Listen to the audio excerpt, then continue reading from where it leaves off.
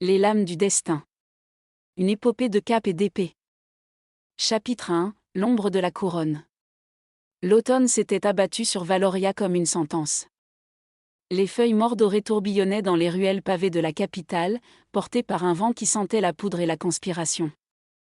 Dans les hautes sphères du royaume, on murmurait que la guerre n'était plus qu'une question de jours.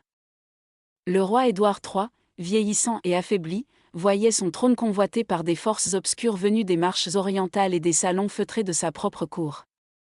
C'est dans ce climat de tension palpable que sir Aldric de Valoria chevauchait vers le domaine de Montfaleur, sa cape noire flottant derrière lui comme l'aile d'un rapace.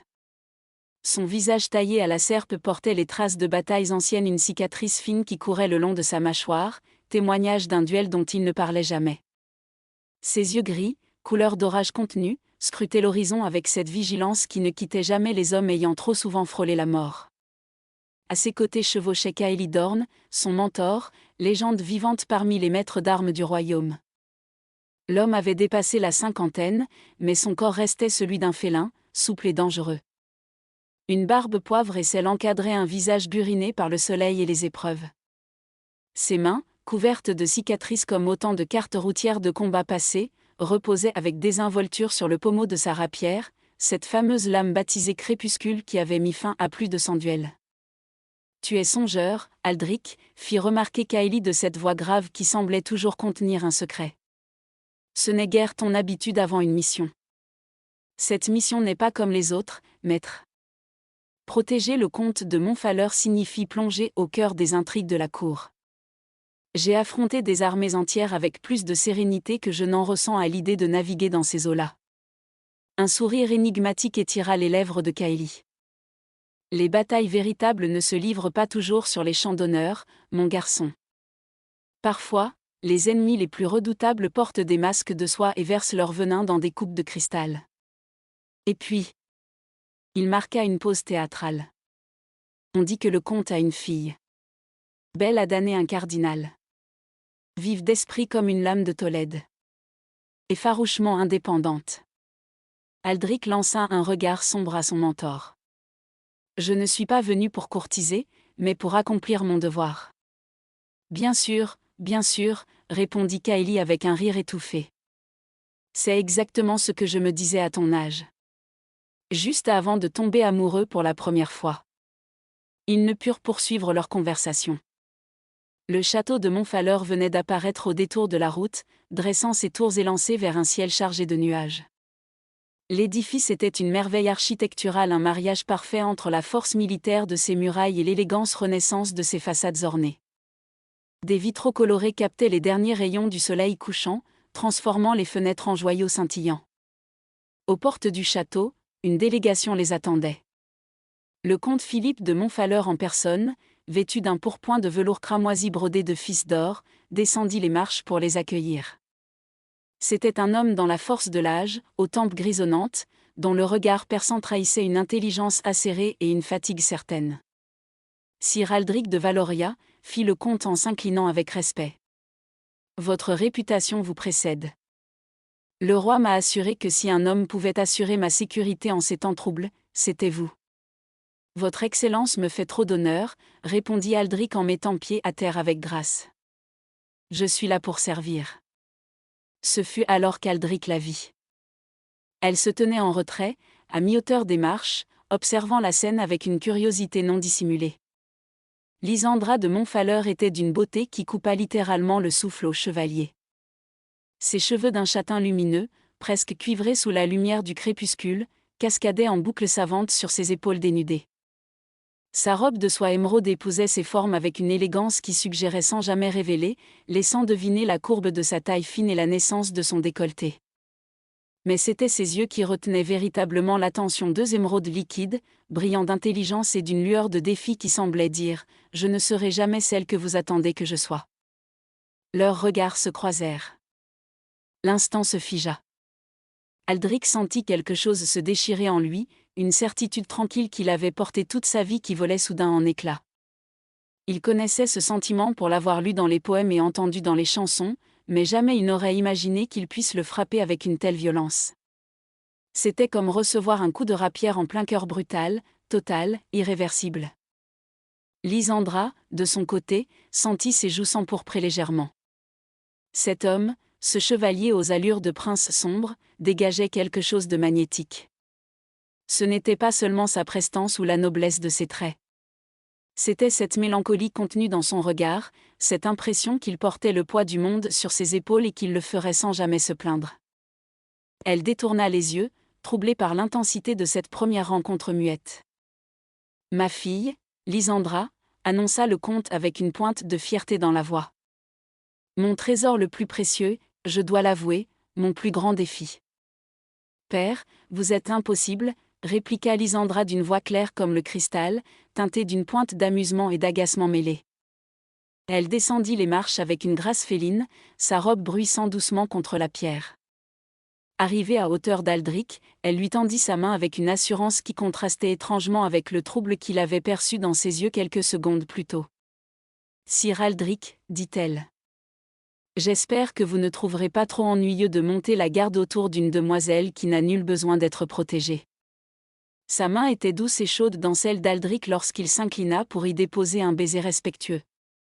Mais au moment où ses lèvres effleurèrent sa peau, il sentit un frisson la parcourir subtil, presque imperceptible, mais bien réel. Quand il redressa la tête, leurs visages n'étaient séparés que de quelques pouces. Il pouvait sentir le parfum de jasmin et de rose qui émanait d'elle, enivrant et troublant. « Mademoiselle, » murmura-t-il d'une voix plus rauque qu'il ne l'aurait voulu, « j'ai appris qu'il ne fallait jamais sous-estimer la valeur de ce que l'on protège. Souvent, ce sont les trésors les plus précieux qui attirent les plus grands dangers. » Leurs regards s'accrochèrent de nouveau, et pendant un instant qui sembla durer une éternité, le monde autour d'eux cessa d'exister. Il n'y avait plus que ce silence électrique, cette tension qui vibrait entre eux comme une corde de violon trop tendue. « Allons, allons », intervint Kaeli avec un sourire entendu. « Ne restons pas plantés là comme des épouvantails.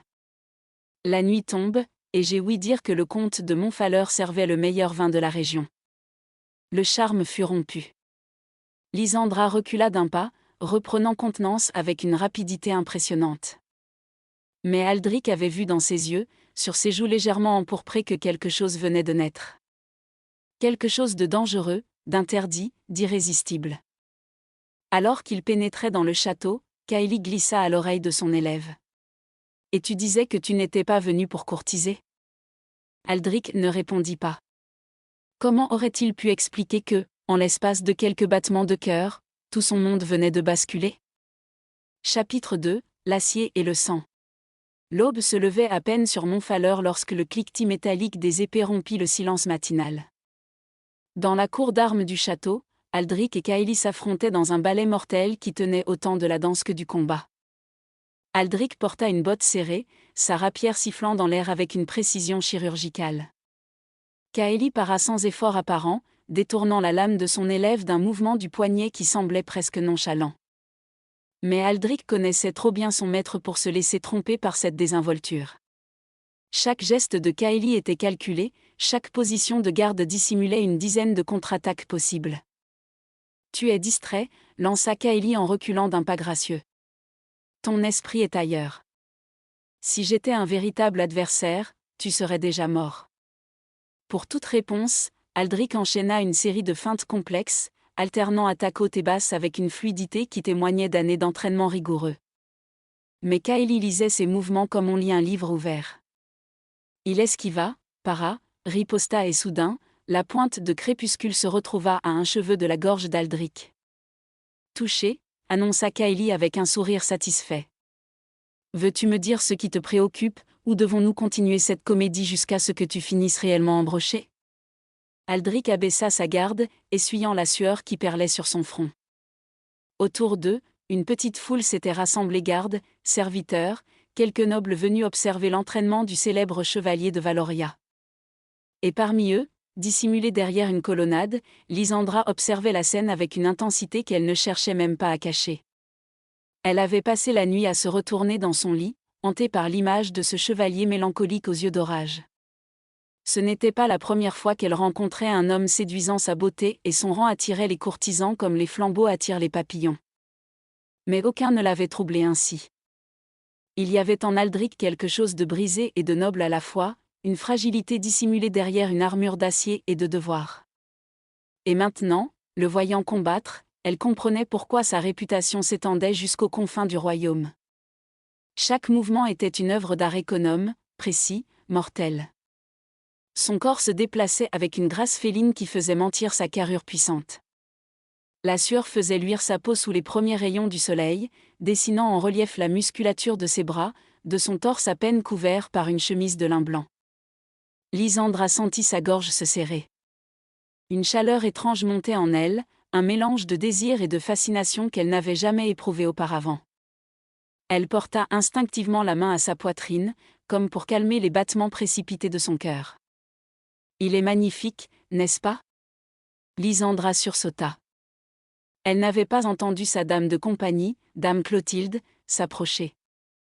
La vieille femme, qui l'avait vue grandir, arborait un sourire entendu qui fit rougir Lysandra. « Je ne vois pas de quoi vous parlez, balbutia-t-elle. Ma chère enfant, j'ai peut-être les cheveux blancs, mais mes yeux fonctionnent parfaitement. Et je reconnais ce regard. C'est celui que votre mère portait lorsqu'elle regardait votre père, il y a bien longtemps.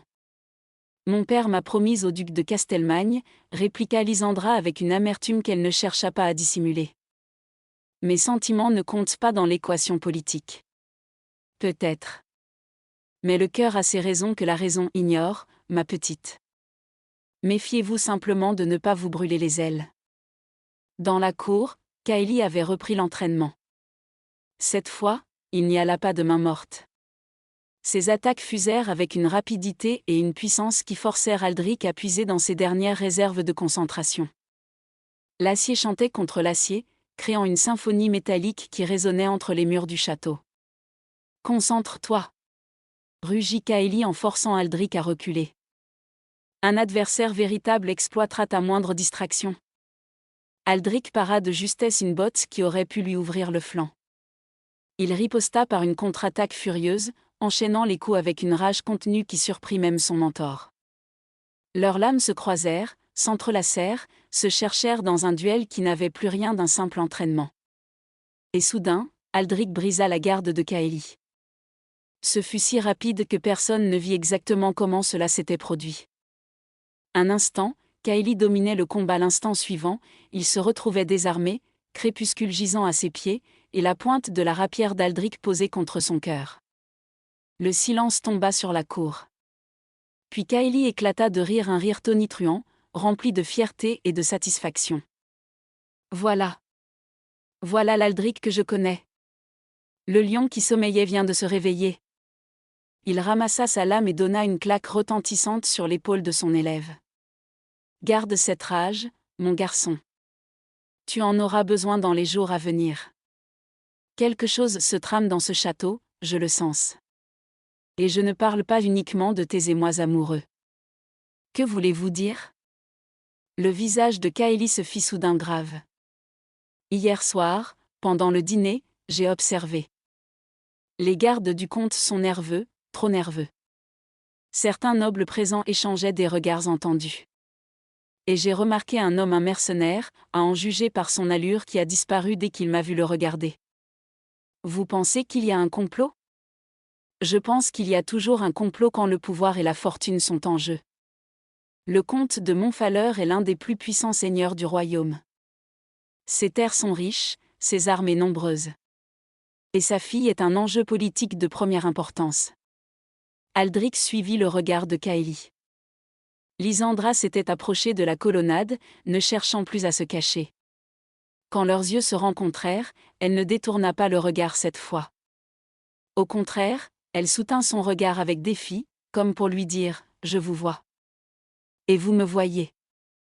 Ne faisons pas semblant du contraire. » Soyez prudent, Aldric, murmura Kaeli. Dans ce genre de situation, les cœurs brisés sont le moindre des dangers. Ce sont les corps transpercés qui m'inquiètent davantage. Chapitre 3, le bal des masques.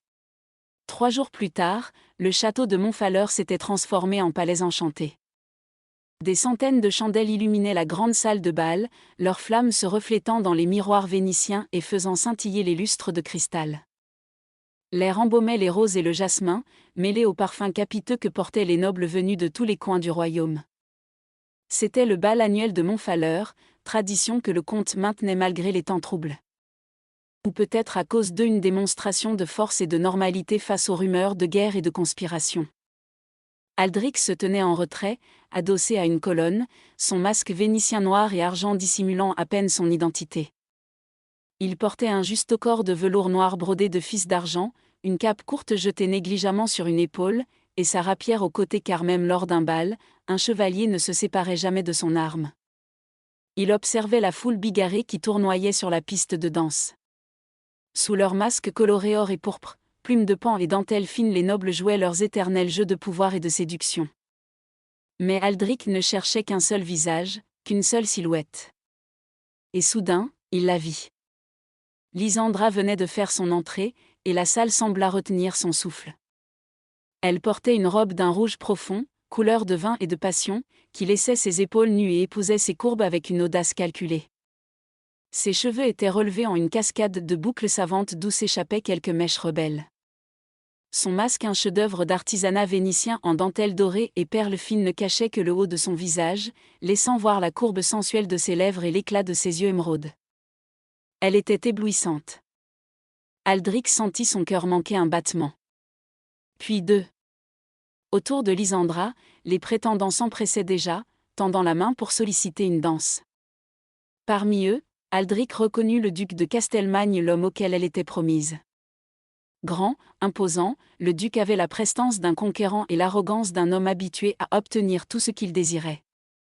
Lysandra accepta sa main avec une révérence polie, mais Aldric vit même à distance la rigidité de ses épaules, la manière dont elle évitait de croiser son regard. Elle dansait par devoir, non par plaisir. « Tu comptes rester là toute la soirée à te morfondre ?» Kaeli venait d'apparaître à ses côtés, un verre de vin à la main, l'air d'un chat qui aurait avalé un canari. « Je ne me morfonds pas. Je surveille. » « Bien sûr. Et moi, je suis le pape. » « Écoute, mon garçon, j'ai été jeune autrefois, difficile à croire, je sais. Mais je me souviens de ce que c'est que d'avoir le cœur en feu et le sens du devoir qui vous cloue les pieds au sol. C'est différent, maître. Elle est promise à un autre. Elle est au-dessus de mon rang. Et nous sommes ici pour la protéger, pas pour tomber amoureux ? Ah, mais vois-tu, le cœur n'a que faire de nos plans et de nos convenances. Il suit sa propre logique, aussi inexorable que la marée. Kaeli posa une main sur l'épaule d'Aldric. Mais ne te méprends pas. Je ne t'encourage pas à la folie. Simplement, une danse n'a jamais tué personne. Enfin, pas directement. Sur ces mots énigmatiques, le maître d'armes s'éloigna, se fondant dans la foule avec cette grâce qui démentait son âge. Aldric resta seul avec ses pensées tumultueuses. Kaeli avait raison, bien sûr. Kaeli avait toujours raison. Mais connaître la raison et agir en conséquence étaient deux choses bien différentes. La musique changea. Une valse lente s'éleva des musiciens, mélancolique et envoûtante. Sur la piste, les couples se reformèrent. Lysandra venait de se libérer du duc de Castelmagne et se tenait seule près d'une fenêtre ouverte, profitant de la brise nocturne. Ce fut plus fort que lui. Aldric traversa la salle, ignorant les regards curieux, les murmures sur son passage. Il ne voyait qu'elle, silhouette écarlate se découpant contre la nuit étoilée. « Mademoiselle, dit-il en s'inclinant, m'accorderiez-vous cette danse ?» Lysandra se retourna. Même à travers son masque, Aldric vit ses yeux s'écarquiller légèrement. Puis un sourire mystérieux, un peu espiègle étira ses lèvres. « Je me demandais combien de temps vous resteriez dans l'ombre, sir Aldric. Vous croyez vraiment que je ne vous avais pas reconnu ? Le masque n'a jamais servi à grand-chose quand on connaît déjà le regard de l'autre par cœur. » Ces mots, prononcés avec une douceur audacieuse, firent vaciller les dernières résistances d'Aldric. Il tendit la main. Elle la prit. Et ils dansèrent. Ce fut magique et terrible à la fois. Leurs corps s'accordaient avec une perfection qui semblait défier les lois de la nature. La main d'Aldric contre sa taille sentait la chaleur de sa peau à travers la soie fine de sa robe. Celle de Lysandra sur son épaule lui brûlait comme une braise ardente. Ils tournoyaient dans la salle de bal, mais pour eux, il n'y avait plus personne d'autre. Vous dansez remarquablement bien pour un chevalier, murmura Lysandra. Et vous combattez remarquablement bien les conventions pour une lady. Elle rit un son cristallin qui alla droit au cœur d'Aldric. Vous avez remarqué ? Mon père désespère de faire de moi une épouse convenable. Je lis trop, je parle trop franchement, je refuse les mariages arrangés. Et pourtant, vous êtes promise au duc. Le visage de Lysandra se ferma légèrement. Mon père est un homme bon, mais il est avant tout un homme politique. Cette union assurerait la paix entre nos maisons, renforcerait notre position face aux menaces qui pèsent sur le royaume. Mes désirs personnels ne pèsent pas lourd face à la raison d'État.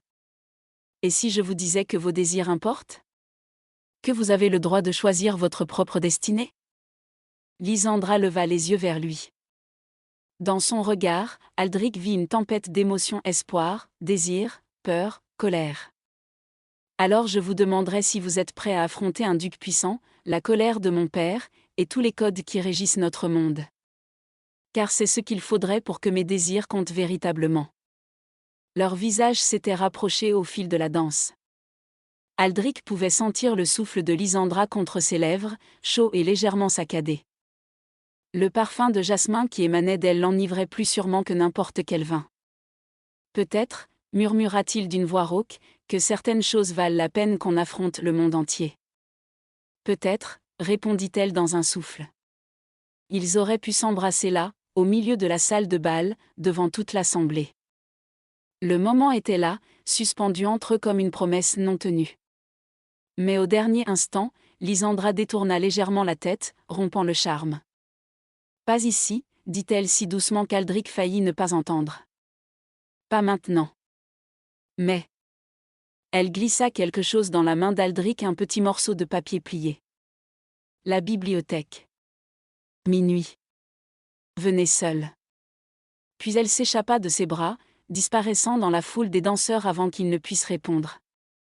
Aldric resta planté là, le cœur battant la chamade, le papier brûlant contre sa paume. De l'autre côté de la salle, dissimulé derrière son propre masque, le duc de Castelmagne observait la scène avec des yeux froids comme la glace. Il fit un signe discret à l'un de ses hommes qui se fondit aussitôt dans l'ombre. Le bal continuait, insouciant et festif. Mais dans les coulisses, les pièces d'un jeu mortel venaient de se mettre en mouvement. Chapitre 4, entre désir et danger. Minuit approchait. Aldric arpentait sa chambre comme un lion en cage, le billet de Lysandra serré dans son poing. Sa raison lui hurlait de ne pas y aller, c'était imprudent, inapproprié, dangereux à tous les égards. Mais son cœur, ce traître qui battait trop fort dans sa poitrine, avait déjà pris la décision. Il enfila une chemise de lin noir, passa son juste au corps sans prendre la peine de le boutonner complètement, et ceignit sa rapière. Par réflexe ou prémonition, il glissa également une dague dans sa botte. Puis, s'assurant que les couloirs étaient déserts, il se dirigea vers la bibliothèque. Le château dormait, ou feignait de dormir. Seuls quelques torchers projetaient des ombres dansantes sur les murs de pierre. Aldric progressait silencieusement, tous ses sens en alerte. Quelque chose dans l'atmosphère le mettait mal à l'aise, une tension qu'il ne parvenait pas à identifier. La bibliothèque se trouvait dans l'aile ouest du château, une vaste pièce aux murs tapissés de livres reliés de cuir, éclairée par une immense cheminée de marbre. Lorsqu'Aldric poussa la lourde porte de chêne, il la trouva déserte. Son cœur se serra. Avait-elle changé d'avis ? Je suis là. La voix venait de l'ombre, près de la fenêtre. Lysandra émergea de l'obscurité comme une apparition. Elle avait troqué sa robe de bal contre une tenue plus simple, une chemise de soie blanche qui lui tombait jusqu'à mi-cuisse, révélant ses jambes nues, et par-dessus un peignoir de velours bleu nuit à peine noué. Ses cheveux défaits cascadaient sur ses épaules en vagues cuivrées. Elle était pieds nus, vulnérable et magnifique. Aldric sentit sa gorge se serrer. « Vous êtes venu, dit-il stupidement. Comme vous, répondit-elle avec un petit sourire nerveux. J'avoue que j'ai hésité. Cette rencontre transgresse toutes les règles de bienséance. Si nous étions découverts. Je sais. J'aurais dû rester dans ma chambre. Mais vous ne pouviez pas, compléta-t-elle. Pas plus que moi. Ils se regardèrent dans le silence, séparés par quelques mètres qui semblaient être autant de lieues. Puis, comme attirés par une force invisible, ils se rapprochèrent. Un pas. 2. 3. Et soudain, ils étaient l'un contre l'autre. Ce fut Lysandra qui osa le premier geste. Elle posa une main tremblante sur la poitrine d'Aldric, juste au-dessus de son cœur. Elle pouvait sentir les battements précipités sous sa paume, preuve qu'il était aussi troublé qu'elle. « Depuis que je vous ai vu, murmura-t-elle, je ne peux penser à rien d'autre. C'est de la folie, je le sais. Mais je ne peux pas. » Aldric posa ses mains sur ses épaules nues. Sa peau était douce et chaude sous ses paumes, et il sentit un frisson la parcourir à son contact. « Lysandra, dit-il d'une voix rauque. Si nous franchissons cette ligne, il n'y aura pas de retour en arrière. Votre réputation, votre avenir. » Mon avenir ? Répéta-t-elle avec une pointe d'amertume. Mon avenir est déjà tracé. Je serai mariée à un homme que je n'aime pas, pour des raisons politiques. Je serai une pièce sur un échiquier, une alliance scellée dans le sang et l'or. Pour une fois dans ma vie, je veux choisir. Je veux. Sa voix se brisa. Aldric vit des larmes briller dans ses yeux. Je veux me sentir vivante, acheva-t-elle dans un souffle. Ce fut cette vulnérabilité, cette fêlure dans son armure d'assurance, qui brisa les dernières défenses d'Aldric. Il porta une main à son visage, caressant sa joue du bout des doigts avec une tendresse infinie. « Vous êtes la femme la plus vivante que je n'ai jamais rencontrée, » murmura-t-il. Puis il l'embrassa. Ce fut comme si le monde s'embrasait. Leurs lèvres se trouvèrent avec une urgence désespérée, mêlant douceur et passion dans un baiser qui semblait vouloir combler des années de solitude. Lysandra noua ses bras autour du cou d'Aldric, se pressant contre lui comme si elle voulait fusionner avec son corps. Il l'enlaça fermement, une main dans le creux de ses reins, l'autre se perdant dans la cascade de ses cheveux. Le baiser s'approfondit, devint plus audacieux. Les mains d'Aldric explorèrent timidement d'abord, puis avec plus d'assurance, la courbe de sa taille, la cambrure de son dos. Lysandra gémit doucement contre ses lèvres, un son qui envoya une décharge électrique dans les veines d'Aldric. Ils reculèrent en titubant, leurs lèvres toujours soudées, jusqu'à ce que le dos de Lysandra heurte les rayonnages de la bibliothèque. Des livres tombèrent avec un bruit sourd, mais ils n'y prêtèrent aucune attention. Aldric la plaqua contre les étagères, ses mains remontant le long de ses cuisses nues, découvrant une peau de soie qui le rendait fou de désir. Lysandra haletait, ses doigts déboutonnant maladroitement la chemise d'Aldric, cherchant à sentir sa peau contre la sienne. Quand ses mains rencontrèrent enfin son torse nu, elle laissa échapper un soupir de satisfaction. Elle traça du bout des doigts les muscles de son abdomen, les cicatrices qui racontaient des histoires de batailles passées. « Vous êtes magnifique », murmura-t-elle contre ses lèvres. Aldric répondit en l'embrassant dans le cou, descendant lentement vers la naissance de ses seins. Lysandra renversa la tête en arrière, s'abandonnant totalement à ces sensations nouvelles qui la submergeaient comme une vague. Elle avait toujours été curieuse de ces plaisirs dont parlaient à mots couverts les dames mariées, mais jamais elle n'aurait imaginé qu'ils puissent être si intenses, si bouleversants. Les lèvres d'Aldric remontèrent vers son oreille. « Si vous voulez que je m'arrête, dit-il d'une voix rauque, haletante, c'est maintenant qu'il faut le dire. Parce que dans un instant, je ne sais pas si j'en aurai encore la force. » Pour toute réponse, Lysandra captura sa bouche dans un baiser affamé, pressant son corps contre le sien avec une audace qui fit vaciller toute retenue. La ceinture de son peignoir céda sous leurs mouvements, et le vêtement glissa de ses épaules, la laissant uniquement vêtue de sa fine chemise de soie. À travers le tissu léger, Aldric pouvait sentir chaque courbe, chaque frémissement de son corps. C'était une torture exquise. Ses mains remontèrent le long de ses flancs, effleurant ses seins avec une légèreté calculée qui arracha un gémissement à Lysandra. « Aldric » murmura-t-elle, son nom sur ses lèvres comme une prière et une supplication mêlées. Il la souleva légèrement, la faisant s'asseoir sur le rebord d'une table basse. Elle noua ses jambes autour de sa taille, l'attirant encore plus près. Il n'était plus que sensation, désir brut, deux corps qui cherchaient à ne faire qu'un malgré tous les obstacles que le monde dressait entre eux. Les baisers devinrent plus langoureux, entrecoupés de caresses explorantes, de soupirs étouffés, de murmures tendres. Aldric embrassa chaque parcelle de peau accessible, son cou, ses épaules, la naissance de sa gorge. Lysandra griffait doucement son dos, laissant sur sa peau les marques de son désir. Le feu dans la cheminée crépitait, projetant des ombres dansantes sur leurs corps enlacés. Le temps n'existait plus. Il n'y avait que ce moment, suspendu hors du monde, où tout était permis, où les conventions et les devoirs n'avaient plus aucun poids. Mais c'est précisément au moment où Aldric commençait à faire glisser la bretelle de la chemise de Lysandra sur son épaule qu'un bruit les fit Jeannette. Des pas. Dans le couloir. Qui se rapprochaient. Ils se séparèrent brusquement, le charme brutalement rompu. Lysandra rajusta précipitamment son peignoir tandis qu'Aldric reboutonnait sa chemise d'une main tremblante. Leurs regards se croisèrent affolés, frustrés, emplis de cette conscience aiguë qu'ils venaient de frôler une ligne dangereuse. La porte de la bibliothèque s'ouvrit. Kaeli apparut sur le seuil, une expression grave sur le visage.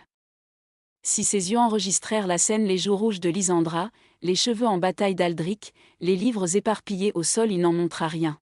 « Pardonnez l'intrusion », dit-il avec une courtoisie formelle. « Mais nous avons un problème. Un grave problème. » Aldric fit un pas en avant, sa main allant instinctivement vers le pommeau de sa rapière. « Que se passe-t-il ? » Une embuscade se prépare. Des hommes armés ont été repérés aux abords du château. Et à en juger par leur équipement et leur discipline, ce ne sont pas de vulgaires brigands. Le sang d'Aldric se glaça. Combien ? Une quinzaine, peut-être plus. Ils attendent manifestement le bon moment. Probablement l'aube, quand les gardes seront fatigués de leur veille nocturne. Lysandra s'était levée, toute trace de langueur amoureuse effacée de son visage. À la place, il y avait cette détermination farouche qu'Aldric commençait à reconnaître. « Ils viennent pour mon père, n'est-ce pas ?» dit-elle d'une voix étonnamment calme. « C'est un assassinat politique. » « C'est probable, » confirma Kaeli. « Mademoiselle, vous devriez vous mettre en sécurité. Enfermez-vous dans vos appartements et ne répondez à personne excepté votre père ou nous. »« Non, » répliqua-t-elle avec fermeté. « Je ne me cacherai pas comme une enfant apeurée. C'est ma famille qu'on menace, mon château. Je veux aider. Lysandra.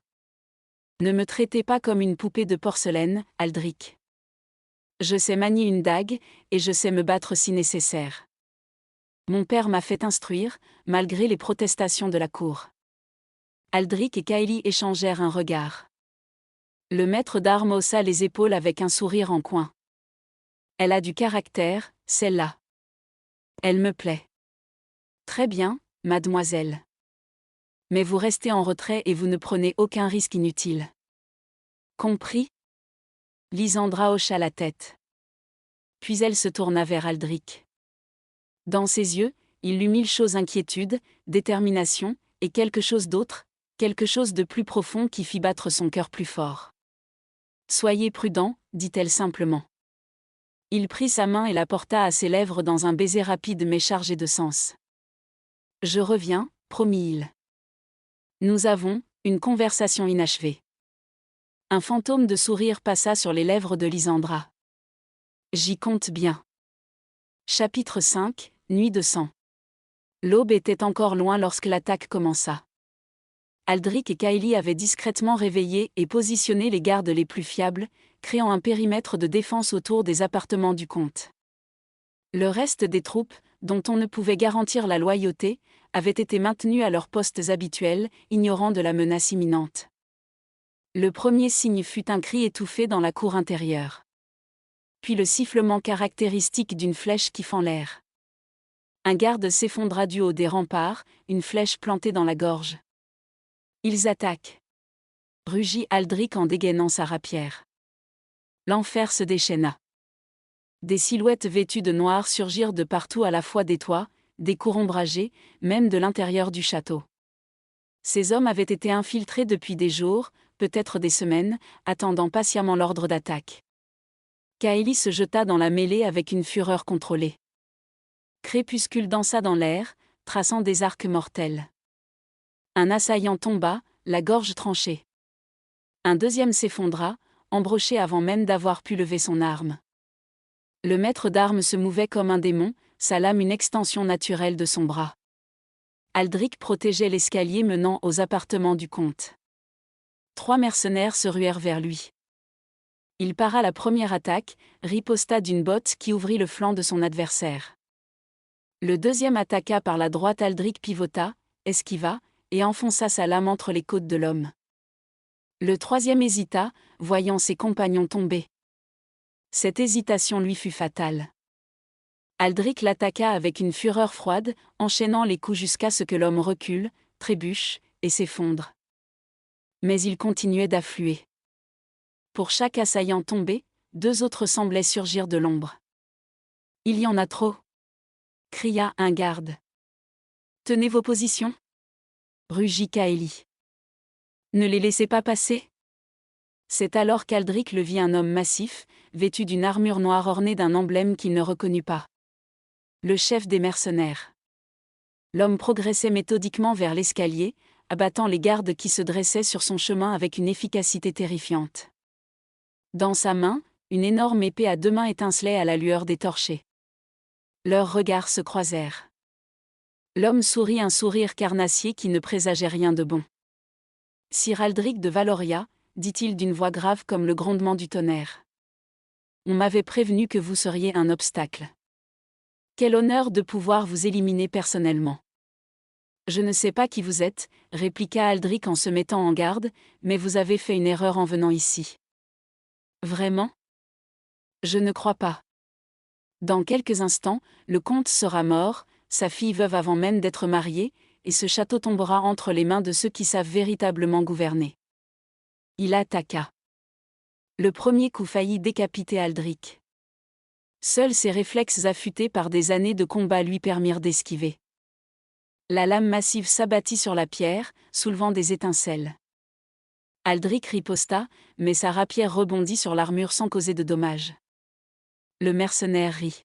« Vous allez devoir faire mieux que ça, chevalier. » Il enchaîna une série d'attaques dévastatrices qui forcèrent Aldric à reculer. C'était comme combattre une montagne animée. Chaque coup portait une puissance phénoménale.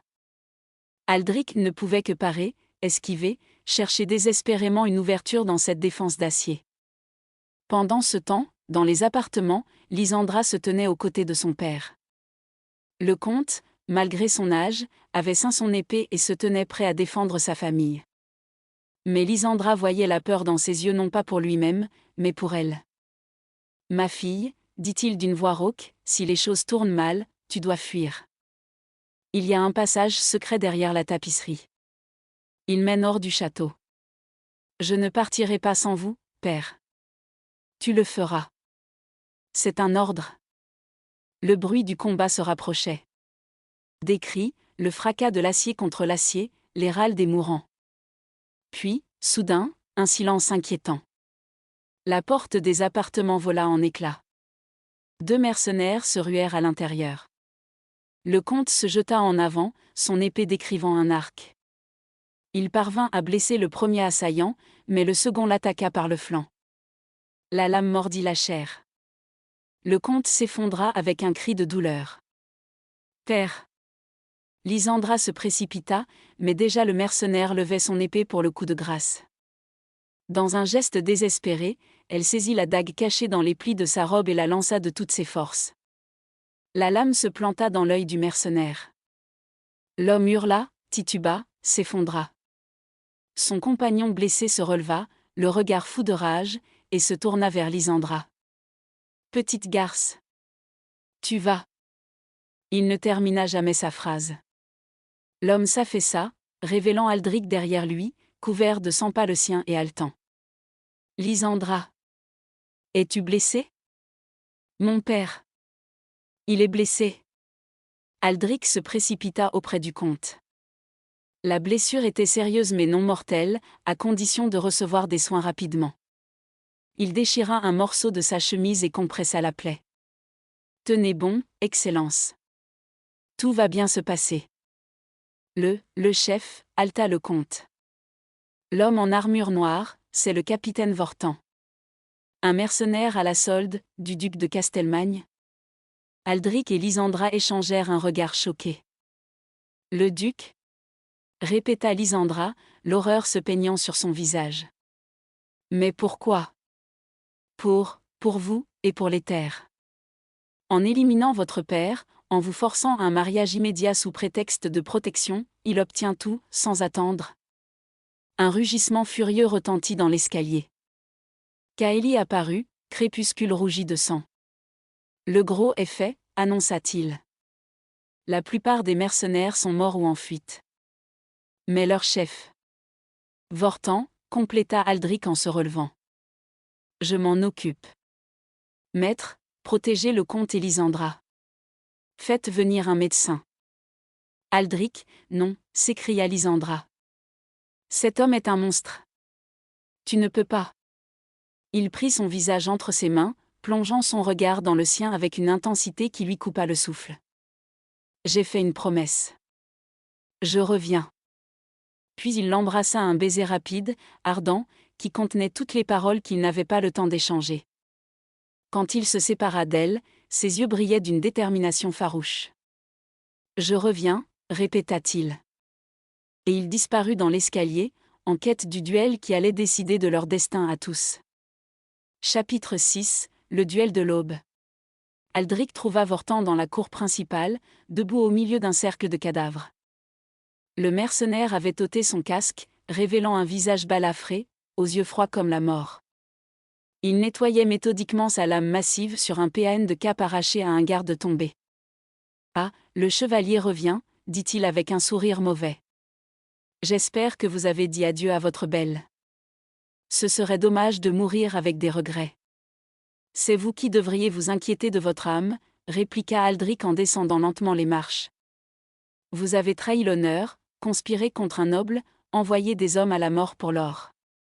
Vous êtes la pire espèce de mercenaire. L'honneur ? Ricana Vortan. L'honneur ne nourrit pas les affamés. Il ne paie pas les dettes. C'est une invention de nobles comme vous pour maintenir les autres dans la servitude. Moi, je sers celui qui paie le mieux. Alors vous mourrez comme vous avez vécu. Sans honneur, sans gloire. Juste un chien enragé qu'on abat. La colère flamba dans les yeux de Vortan. Assez parlé. En garde. Il chargea comme un taureau furieux, son épée massive décrivant un arc meurtrier. Aldric l'évita de justesse, sentant le déplacement d'air créé par la lame qui lui effleurait le visage. Il riposta par une série de bottes rapides, visant les articulations de l'armure poignet, coudes, genoux. Mais Vortan était plus rapide qu'il n'y paraissait. Il para, bloqua, contre-attaqua avec une précision qui démentait son allure de brute épaisse.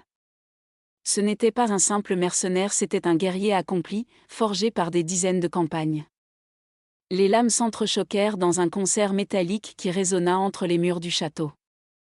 Aldric enchaînait les techniques apprises auprès de Kaeli, feinte complexe, changement de rythme, attaque en ligne brisée. Mais Vortan résistait à tout, son armure absorbant les coups qui auraient tué un homme moins protégé.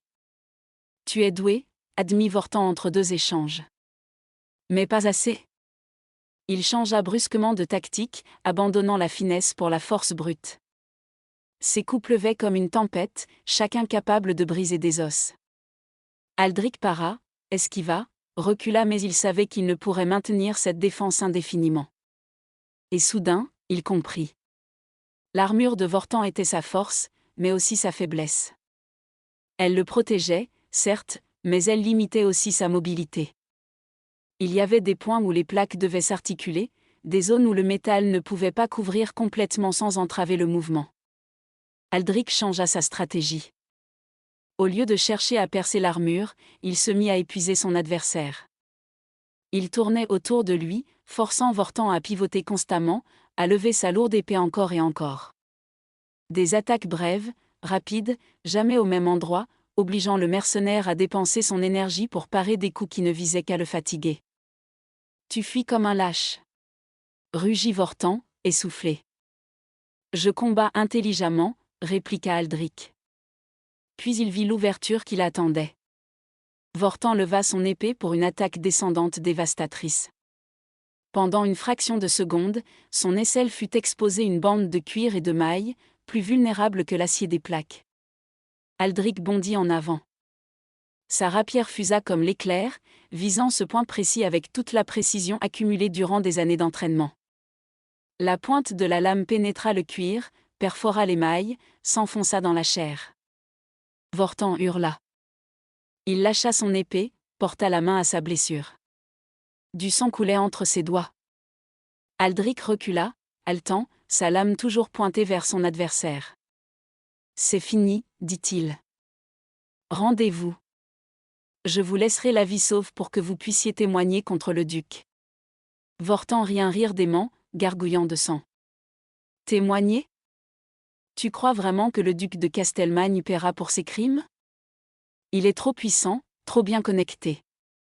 Moi, je ne suis qu'un outil jetable. Mais toi... » Il porta la main à sa ceinture. Aldric vit trop tard la petite arbalète dissimulée. « Meurs avec moi. » Le carreau partit. Aldric n'eut pas le temps d'esquiver complètement. Le projectile lui traversa l'épaule, le faisant pivoter sous l'impact. La douleur explosa dans tout son corps, blanche et aveuglante. Vortan se rua en avant, ramassant son épée d'une main, prêt à porter le coup fatal. Mais Aldric, même blessé, restait un combattant. Il roula sur le côté, évitant de justesse la lame qui s'abattit là où il se trouvait une seconde plus tôt. Puis, dans un effort surhumain, il se releva et porta sa botte finale. Sa rapière trouva la gorge de Vortan, juste au-dessus du col de l'armure. Le mercenaire s'immobilisa, les yeux écarquillés. Du sang jaillit de sa bouche. Il tituba, tomba à genoux, puis s'effondra face contre terre. Cette fois, il ne se relèverait plus. Aldric chancela, sa main comprimant sa blessure d'où le sang coulait abondamment. Le carreau était toujours planté dans son épaule, et chaque mouvement ravivait une douleur atroce. Sa vision commençait à se troubler. Aldric. Lysandra dévalait les marches, sa chemise maculée du sang de son père, ses yeux agrandis d'horreur en voyant sa blessure. Elle le rattrapa juste avant qu'il ne s'effondre, le soutenant de ses bras tremblants. « Non, non, non », murmurait-elle comme une litanie. « Tu as dit que tu reviendrais. Tu as promis. » Je suis revenu, haleta Aldric avec un sourire douloureux. Je tiens toujours mes promesses. Kaeli apparut à son tour, un médecin sur ses talons. Maître Ciel, cette blessure, vite, il faut l'allonger. Ils transportèrent Aldric à l'intérieur tandis que l'aube se levait enfin sur le château de Montfaleur. L'attaque avait été repoussée, le complot révélé, mais à quel prix ? Chapitre 7, Convalescence et révélation. Les jours suivants furent un brouillard de douleur et de fièvre pour Aldric. Le médecin avait extrait le carreau, nettoyé et cautérisé la plaie. Par miracle, aucun organe vital n'avait été touché, mais l'infection menaçait constamment. Lysandra ne quitta pas son chevet. Elle changea ses bandages, lui fit boire des décoctions amères qui combattaient la fièvre, lui épongeait le front lorsque les sueurs nocturnes le prenaient. Son père, lui-même encore convalescent, avait tenté de la raisonner. Ce n'était pas convenable pour une jeune lady de passer ses nuits dans la chambre d'un homme, fût-il son sauveur. Mais Lysandra avait tenu tête avec cette obstination qui la caractérisait. « Il a risqué sa vie pour nous, père. Pour vous. Pour moi. Je ne l'abandonnerai pas maintenant. » Le comte, épuisé et encore sous le choc de la trahison du duc, n'avait pas eu la force de s'opposer davantage. Ce fut au 5e jour qu'Aldric reprit véritablement conscience. Il ouvrit les yeux pour découvrir Lysandra endormie sur une chaise près de son lit, sa tête reposant sur ses bras croisés, ses traits tirés par l'inquiétude et le manque de sommeil. Elle était belle, même ainsi peut-être surtout ainsi, vulnérable et épuisée, toutes ses défenses abaissées. « Lysandra » murmura-t-il d'une voix rauque. Elle se réveilla en sursaut, ses yeux mettant un instant à faire le point. Puis, réalisant qu'il était conscient, son visage s'illumina d'un sourire radieux. « Aldric. Vous êtes réveillé. Oh, grâce au ciel. » Elle lui prit la main, la pressant contre sa joue avec une tendresse qui fit fondre le cœur du chevalier. « J'ai eu si peur, avoua-t-elle d'une voix tremblante. Quand je vous ai vu tomber, j'ai cru que je vous avais perdu avant même de vous avoir vraiment eu. Il en faudrait plus pour me tuer, répondit Aldric avec un sourire faible. J'ai une raison de vivre, maintenant. Leurs regards se soudèrent. Dans les yeux de Lysandra, Aldric lut tout ce qu'il avait besoin de savoir: l'amour, le désir, la peur de le perdre, l'espoir d'un futur ensemble. Le duc, demanda-t-il. Qu'est-il devenu? Le visage de Lysandra se durcit. Mon père a envoyé des messagers au roi avec les preuves de sa trahison. Le duc de Castelmagne a été convoqué à la capitale pour répondre de ses crimes. On dit qu'il risque l'exécution pour haute trahison. Et vous? Vous n'êtes plus lié à lui? Les fiançailles ont été rompues immédiatement. Mon père a déclaré qu'il ne livrerait jamais sa fille à un traître et un conspirateur. Pour une fois, la politique a joué en ma faveur. Elle marqua une pause, ses doigts jouant nerveusement avec ceux d'Aldric. Père a dit, il a dit que je pourrais choisir mon propre époux. À condition qu'il soit digne de notre maison et qu'il ait fait ses preuves en matière de courage et d'honneur. Aldric sentit son cœur s'emballer. Lysandra, je ne suis qu'un chevalier. Je n'ai ni terre ni fortune à offrir. Ma seule richesse est mon épée et mon honneur. Et votre cœur, demanda-t-elle doucement. Ne l'offrez-vous pas également? Mon cœur vous appartient déjà, répondit Aldric sans hésiter. Depuis le premier instant où je vous ai vu. Peut-être même avant, comme si mon âme vous cherchait sans savoir qu'elle vous cherchait. Les larmes montèrent aux yeux de Lysandra. Alors c'est tout ce dont j'ai besoin. Les terres et la fortune, nous les construirons ensemble. Mais l'amour ne se construit pas. Il est où il n'est pas. Et le nôtre? Est, compléta Aldric. Il porta sa main valide au visage de Lysandra, essuyant ses larmes du bout des doigts. Quand je serai guéri, je demanderai officiellement votre main à votre père. Et si les dieux sont bons, vous deviendrez ma femme. Les dieux n'ont rien à voir là-dedans, murmura Lysandra en se penchant vers lui. C'est notre choix.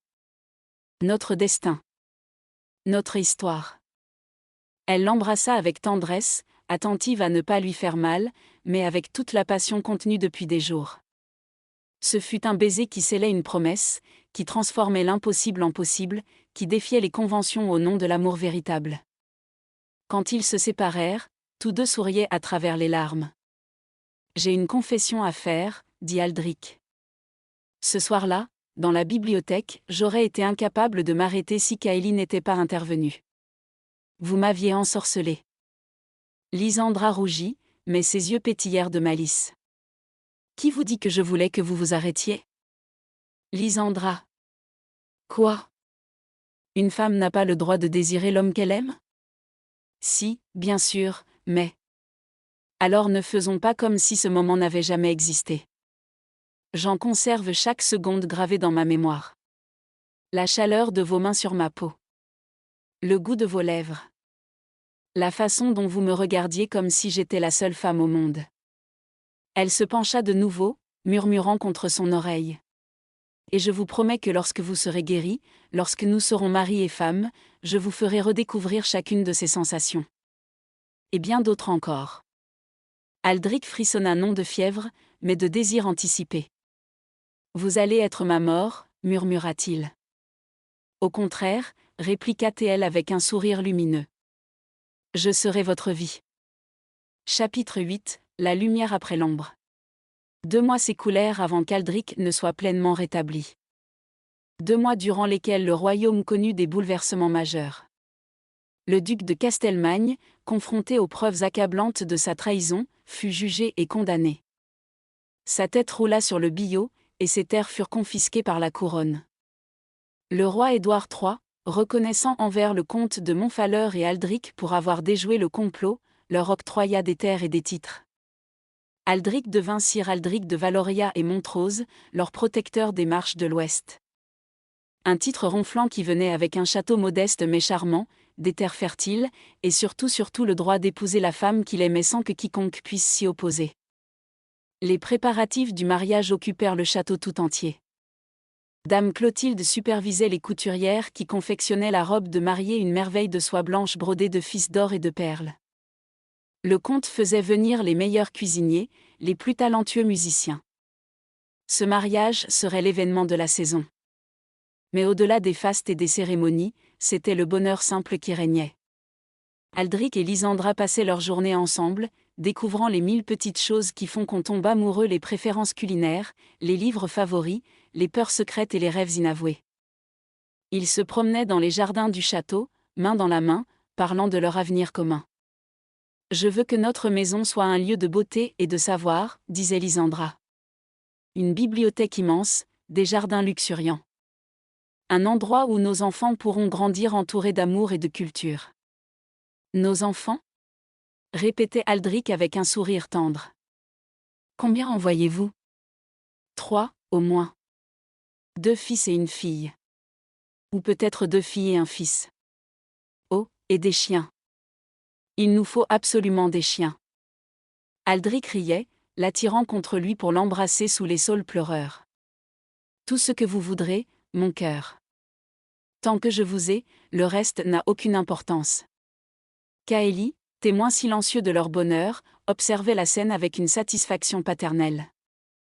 Un soir, il trouva Aldric seul dans la salle d'armes, affûtant sa rapière. « Tu es heureux » constata le maître d'armes. « Cela fait plaisir à voir. »« Plus que je ne l'ai jamais été » confirma Aldric. « Grâce à vous, maître. Vous m'avez sauvé ce soir-là. Si vous n'étiez pas intervenu. »« Je n'ai fait que retarder l'inévitable » répliqua Kaeli avec un sourire entendu. « Vous étiez destinés l'un à l'autre dès le premier regard. J'ai juste évité que vous commettiez une imprudence qui aurait compliqué les choses. » Il s'assit lourdement sur un banc, soudain sérieux. « J'ai quelque chose à te dire, Aldric. Quelque chose que j'aurais dû te révéler il y a longtemps. » Aldric releva la tête, surpris par le ton grave de son mentor. « Maître.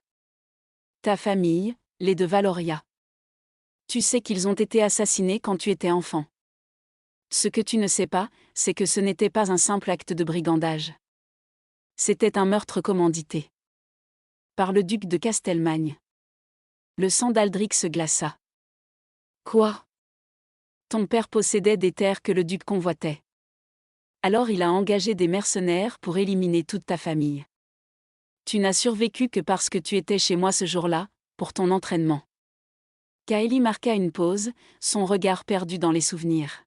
« J'ai passé des années à chercher des preuves, à traquer la vérité. Mais le duc était trop puissant, trop bien protégé. Jusqu'à ce qu'il commette l'erreur d'attaquer le comte de Montfaleur. Sa cupidité l'a finalement perdu. » Aldric resta silencieux un long moment, assimilant cette révélation. Une partie de lui voulait hurler, pleurer, frapper. Mais une autre partie, la partie qui avait mûri au fil des épreuves, comprenait quelque chose de plus profond. « Alors justice a été faite, » dit-il finalement. « Le duc a payé pour tous ses crimes. Mes parents peuvent reposer en paix.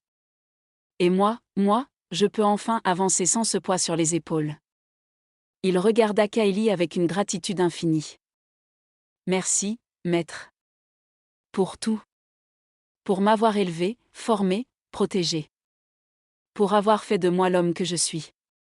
Tu as fait ça tout seul, mon garçon. Moi, je n'ai fait que t'enseigner l'escrime. Le reste, l'honneur, le courage, la capacité d'aimer, c'était déjà en toi. » Ils s'étreignirent, ce vieux maître et son élève, liés par des années de complicité et d'affection mutuelle. « Un dernier conseil avant ton mariage, » dit Kaeli en se levant. « Dans le combat comme dans l'amour, c'est la constance qui fait la victoire. Les grands gestes spectaculaires impressionnent, mais ce sont les petites attentions quotidiennes qui construisent une vie. N'oublie jamais de regarder Lysandra comme tu la regardes aujourd'hui, avec émerveillement et gratitude. Je vous le promets. » Chapitre 9, l'union des âmes. Le jour du mariage se leva radieux. Le château de Montfaleur n'avait jamais été aussi beau. Des guirlandes de roses blanches et rouges ornaient chaque balcon, chaque colonnade. Dans la grande salle transformée en chapelle, des centaines de chandelles créaient une atmosphère féerique. Les vitraux projetaient des arcs-en-ciel de lumière colorée sur le sol de marbre. Les nobles du royaume entier étaient venus, certains par respect pour le comte de Montfaleur, d'autres par curiosité de voir ce chevalier sans fortune qui avait conquis le cœur de la dame la plus courtisée du royaume. Le roi lui-même avait envoyé un émissaire avec ses bénédictions et des présents somptueux. Aldric attendait devant l'autel, vêtu d'un justaucorps de velours bleu nuit brodé de fils d'argent, une cape écarlate sur les épaules. À son côté, Kaeli se tenait droit et fier, portant pour l'occasion une tenue digne de sa légende. Puis les trompettes sonnèrent. Et Lysandra apparut. Le souffle d'Aldric se coupa net. Elle était, il n'y avait pas de mots. Sa robe de soie blanche l'enveloppait comme un nuage, le décolleté délicatement brodé révélant juste ce qu'il fallait de peau nacrée. Ses cheveux cascadaient en boucles savantes, couronnés d'un diadème de diamants. Un voile de dentelle fine couvrait à demi son visage, mais ne pouvait dissimuler l'éclat de ses yeux émeraudes. Elle avançait au bras de son père, souriant à travers des larmes de joie, ses yeux ne quittant jamais ceux d'Aldric. Quand elle arriva à sa hauteur, le comte posa la main de sa fille dans celle d'Aldric. « Prenez soin d'elle, murmura-t-il. Elle est mon trésor le plus précieux. Je la protégerai de ma vie, promit Aldric solennellement. La cérémonie fut à la fois solennelle et émouvante. Le prêtre parla d'amour et de devoir, d'union des âmes et de bénédiction divine. Mais Aldric et Lysandra n'entendaient que leur propre battement de cœur, ne voyaient que leur propre reflet dans les yeux de l'autre. Lorsque vint le moment d'échanger les vœux, Aldric prit les mains de Lysandra dans les siennes. « Lysandra de Montfaleur, dit-il d'une voix claire et forte, je vous promets mon épée, mon honneur et mon cœur. Je promets de vous protéger, de vous chérir, de vous faire rire même dans les moments les plus sombres. Je promets de vous regarder chaque jour comme si c'était le premier, avec le même émerveillement qui m'a saisi lorsque nos regards se sont croisés. Je promets d'être votre ami, votre confident, votre amant, votre compagnon jusqu'à ce que la mort nous sépare et peut-être même au-delà. » Des larmes coulaient librement sur les joues de Lysandra maintenant. Elle serra ses mains plus fort. « Aldric de Valoria, dit-elle d'une voix tremblante d'émotion, je vous promets ma foi, ma loyauté, et mon amour. Je promets de me tenir à vos côtés dans la tempête comme dans le calme, de croire en vous-même quand vous douterez de vous-même. Je promets de vous défier pour que vous restiez l'homme noble que vous êtes, et de vous réconforter quand le poids du monde pèsera trop lourd. Je promets de vous aimer non pas malgré vos imperfections, mais avec elles, car ce sont elles qui font de vous l'homme unique que vous êtes. » Le prêtre sourit. « Par le pouvoir qui m'est conféré, je vous déclare mari et femme. Vous pouvez embrasser la mariée. » Aldric souleva délicatement le voile. Le visage de Lysandra apparut, radieux, ruisselant de larmes heureuses. Il prit son visage entre ses mains avec une tendresse infinie. « Ma femme, murmura-t-il avec émerveillement. « Mon mari, répondit-elle dans un souffle. Et ils s'embrassèrent. Ce fut un baiser qui sembla arrêter le temps lui-même. Doux et passionné à la fois, empli de toutes les promesses de l'avenir et de toute la gratitude pour le présent. Autour d'eux, l'assemblée explosa en acclamations et applaudissements, mais eux ne l'entendaient même pas. Il n'y avait que ce moment. Que cet amour. Que cette certitude absolue qu'ils avaient trouvé ce que tant de gens cherchent toute leur vie sans jamais le trouver, l'âme sœur, le complément parfait, la moitié manquante de leur être. La fête qui suivit fut mémorable. On dansa jusqu'à l'aube, on but les meilleurs vins, on festoya de mets exquis. Aldric et Lysandra ouvrirent le bal sous les acclamations, tournoyant dans la salle comme s'ils flottaient sur un nuage. « Êtes-vous heureuse » demanda Aldric en la faisant tournoyer. « Plus que je ne l'ai jamais été » répondit Lysandra. « Et vous ? Je n'aurais jamais imaginé qu'un bonheur pareil puisse exister. Vous m'avez transformée, Lysandra. Vous m'avez fait croire que même un chevalier mélancolique comme moi pouvait mériter l'amour. Vous l'avez toujours mérité, murmura-t-elle.